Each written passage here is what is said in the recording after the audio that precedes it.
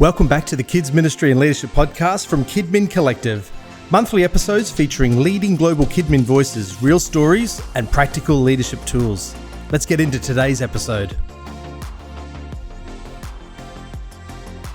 Welcome to the Children's Ministry and Leadership Podcast. My name is Justin Edge. Today, joining me is Delia and Dre. What's going on? How you doing, man? You doing all right? Oh, man, I can't complain. Awesome. Doing good. Delia, thank you so much, both of you guys, for being part of this. Today, we're having a really fun conversation. We are talking about creating a culture of safety in our kids' ministry. And this is such a vital thing in our hearts, right? Yeah. It's something as you are leading a kids' ministry, maybe you just started, maybe been around for a long time. It's something that needs to be as much as important as your curriculum that you're deciding and how you're navigating that. So let's just start the conversation. I've got a handful that we'll just kind of roll through here. Andre, let's just start with you. When we think about creating a safe environment, we're talking about safety and all those things. Why does safety matter to you as a kids pastor? No, great question, man. Safety is important for me. When I think about a church, our goal is to reach kids. We want kids to attend the church, but guess what? Kids have parents, and parents got to bring their kids to church. And what are parents thinking about? It's like, is it going to be a safe place? They're not worried all about the bells and the whistles and the glamour. They truly want to know, like, is this place safe for my kid to be able to drop them off? And so I think churches have to put emphasis on it. Otherwise, families going to look elsewhere. Oh my gosh, yeah, I couldn't agree more. And we're going to definitely unpack some more of that. Delia, what are your thoughts? Why does safety matter to you? Oh, it's all about trust. Before we get to share the gospel with a kid, we have to build trust with their parents. And so, talking to parents today, they are more scared than ever. They want to disciple their kids. They want their kids to find Jesus and learn God's word in church and everything. But if they walk into a church and they don't trust us, if there's something that is that red flag, they're not coming back. And so everything that we do has to be putting that forward for them of it is a safe place, you can trust us, and we have to build that relationship. So what y'all just said is, I really can talk about 30 minutes or each one of just, so kind of combining, and we're just going to have some fun on this particular podcast. So how do you communicate that? Like, how do we communicate it? Safety is important. And we have all these policies, we have these procedures, we got background checks, we got leadership, you got all the things. Yeah. Like, how do we communicate that out to people? Yeah. Man, I mean, that's the hard part is how do we make sure that we have that in front of everybody? And so it's when we have our kids and Radiant kids that their families are registering for the first time, we're sharing that in the registration process. As we're having that communication, as we're giving a tour of their classrooms, or we're sharing, hey, every single volunteer, we do a background check on them. We do interviews, and we're sharing those things through communication to just set the stage there of, hey, this is a safe place. You can trust us. And then we're following through with it. So as they, trust us with their kids, we're not just saying that we do these things, but we're making sure we're week after week following through with what we've said we are doing. Yeah. Yeah. So what are some, like, kind of continue off that, Andre? I know you got some thoughts. How would you communicate that safety to others? Man, I think it really starts from the website too. So yeah, because families are looking at our sites.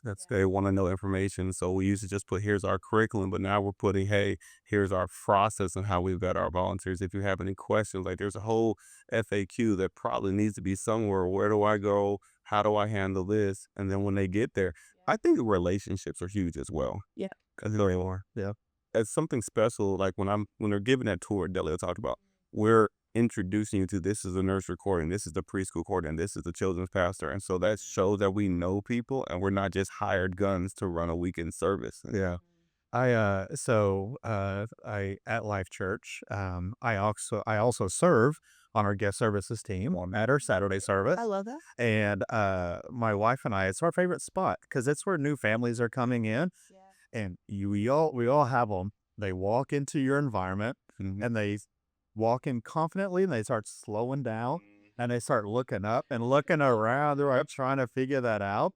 And they are walking into an environment with strangers. They don't know you. We have good hearts and intentions and all those things, but they don't know that. Yeah. And that is 100% what you're talking about. They want to know, is this safe? And so one thing that we try to do is we engage with the kids first. We try to engage with the kids, welcoming presence.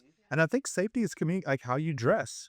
What do you look like? Do you look safe? Do you look like you're encouraged, like a safe place? And your ministry, my gosh, you could talk about your environments. You don't have to have a multi-million-dollar environment, Yeah. but you can still make a gym. You can still make a school hallway look safe and look clear and concise. So one thing that we try to do, and I think I would love to hear what you guys do. How do you break down that walls when they first come in the room? Oh man. When they first walk up to you? Listen, well, I'll let y'all go first. When they first interact, like what are you actually doing to communicate safety? Yeah. I can jump in with this one. When it comes to like our check-in area, we call it our check-in team. The first thing we want to do is we want to get down on their level.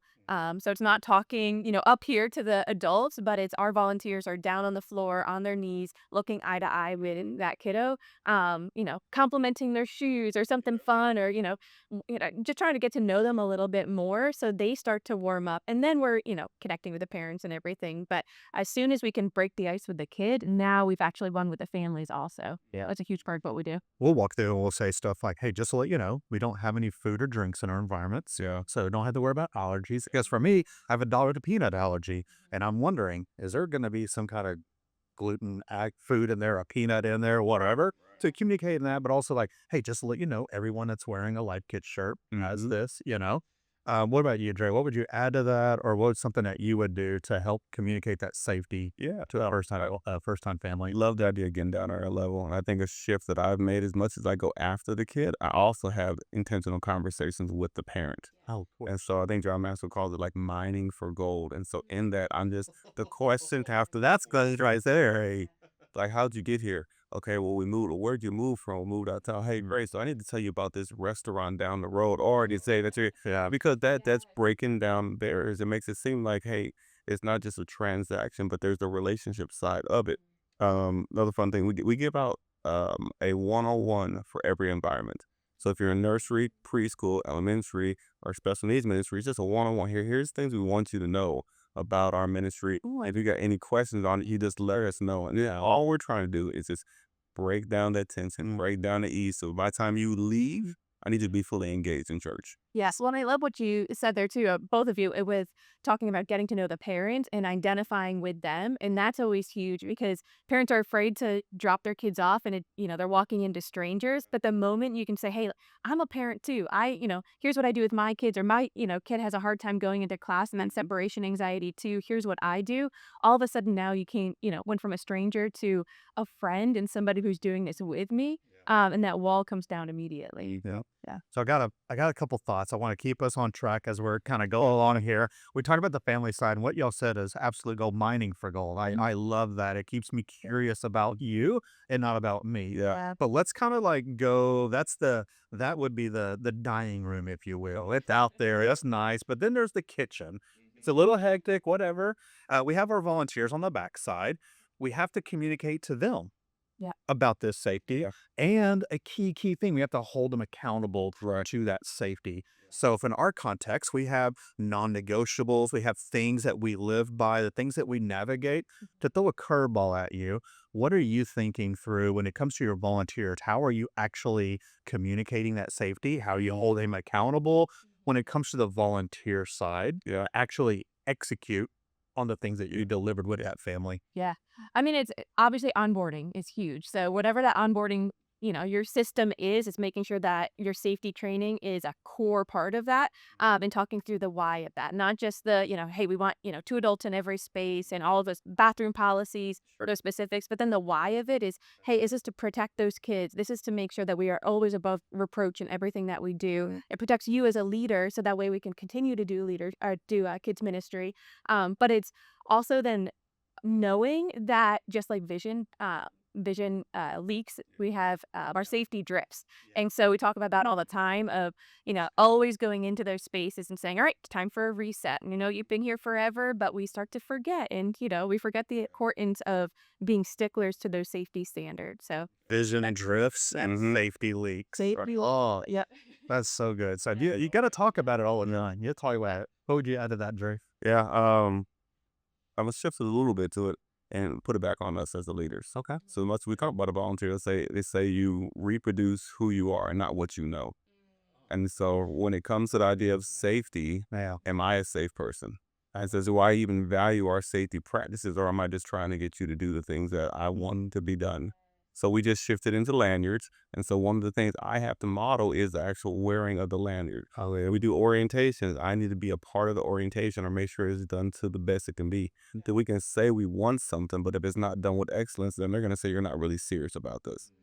And so it's having, hey, where's your lanyard at? Because we want to make sure that this is done. Or, hey, did you get a tear lanyard? Put it on. I'll go get it for you.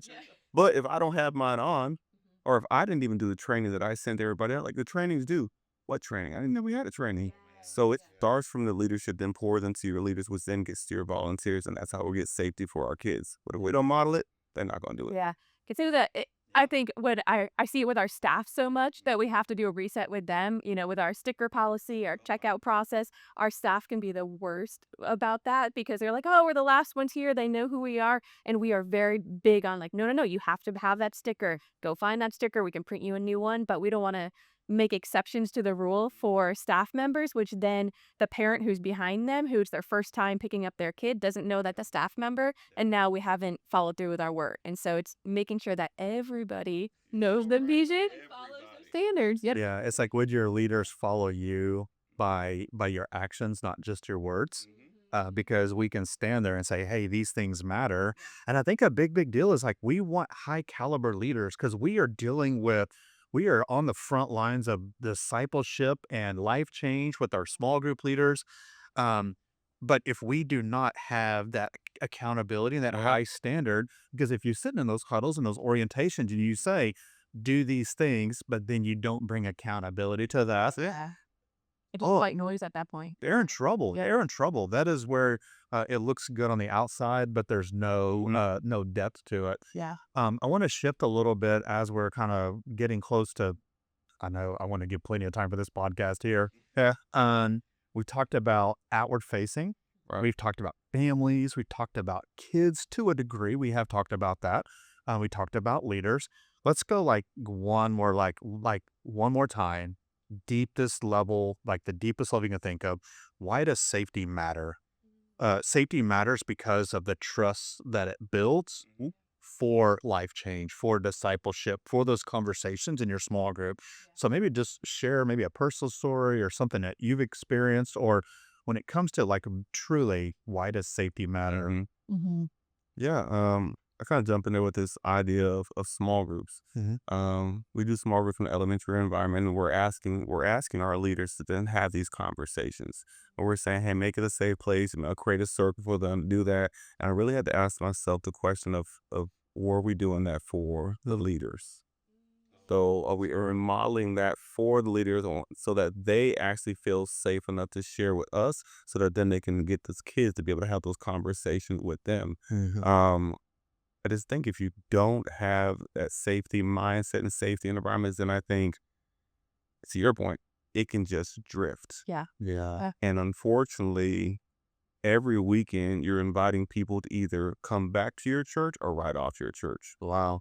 And so this happens in every environment, everything that you do. So the intentionality, like we don't have the luxury of being at McDonald's and like you might mess up my burger one time. I'm probably gonna come back to the end of the burger. If you mess up the church, I'm gone. And that's the faith of a generation that's impacted because of it. And so it has to be on the forefront of everything that we do. Yeah. Yeah. So good. Yeah, and I look at safety and it's the foundation of everything else that we want to do. So like we want to be able to disciple these kids. We want to get to know their story and build those relationships and all those different things. But if we lose them because of a safety situation and because they don't feel like this is a place where they can have a voice and where they have found that community and where they can open up, then we don't even get to the point of being able to, talk about the gospel and talk about how God is working in their life and those questions that they have. They don't get to that point. And so it's all of that stuff that we do behind the scenes to get to that point of that conversation that we all desperately want to be able to have.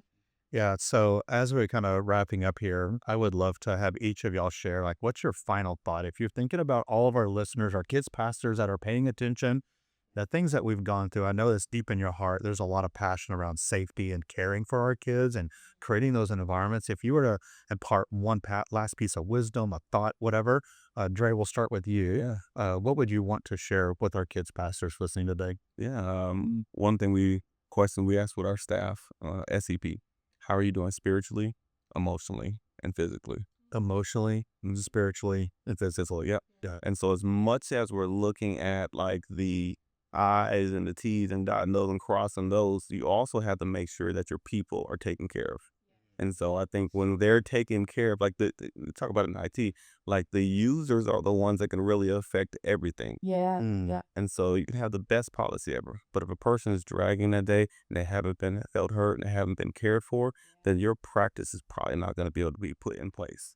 That's good. Thank you for sharing that. Yeah. Dilly. Amen to that. I mean, yeah, I think it all comes down to who is that leader in the room? Who's the one that is actually doing the ministry with those kids, who's on the ground, sitting in the circle and doing the ministry with them. And so it comes down to like the emotional intelligence and how to have those conversations and, when to follow the lesson plan to a T and when to say, hey, this is a teachable moment. And here's a moment where a kid's really going through something. Let's stop what we're doing and lean into that. And just really helping them to be responsive to the Holy Spirit, listen to the Holy Spirit, have that relationship to know how to lead really well. So that's really, it all comes down to we have safety to set them up for success so that those leaders can just be there and minister to those kids. Yeah. Man, thank you guys so much. That was so, so good.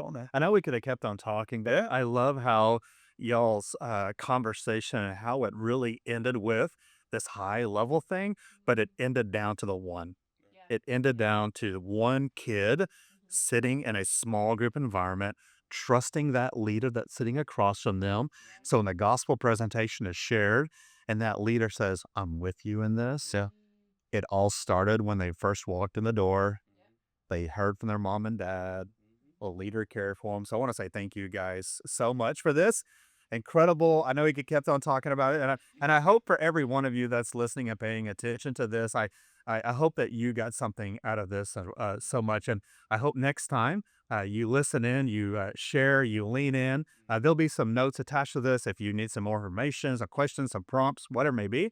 And I hope to see you next month right here on the Kids Ministry and Leadership Podcast. Thank you, guys.